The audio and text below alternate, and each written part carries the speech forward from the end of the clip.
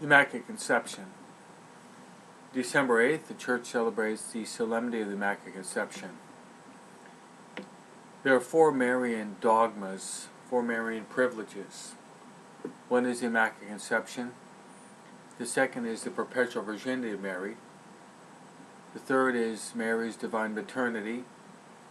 And lastly, there is the Assumption of Mary into heaven in body and soul. The dogma of the Immaculate Conception was proclaimed in the year 1854. And it means this, that Mary was conceived without the stain of original sin. All of us, being sons and daughters of Adam and Eve, were all born with that stain of original sin. And that's transmitted to the human person at the very moment of conception. Mary was different. In foresight of the sublime role that God was going to give to Mary, God endowed her with this incredible privilege that in the moment that she was conceived in the womb of her mother, St. Anne, God intervened in a miraculous way, preserving her from this stain of original sin. St. Thomas Aquinas, the angelic doctor, says that this was very convenient,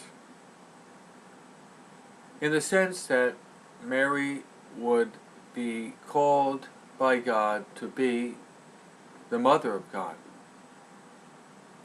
The angel Gabriel came to Mary and said, "Hail, full of grace, the Lord is with thee. You will conceive and bring forth a son, his name will be Jesus." That would be what is called the virginal conception. Mary would give Jesus his human nature. Jesus had two natures, his divine nature and his human nature. But it was through Mary that Jesus received his human nature. Now Aquinas says that if Mary did not have this privilege of the Immaculate Conception, then her human nature would be tainted by sin. Therefore, Jesus would have come into the world with his divine nature, perfect of course, but his human nature would also have been tainted by original sin. And the theologians say that this would be an abomination.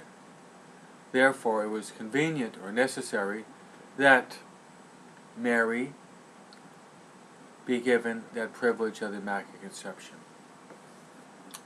Let's close by praying to Mary a prayer that refers to Immaculate Conception.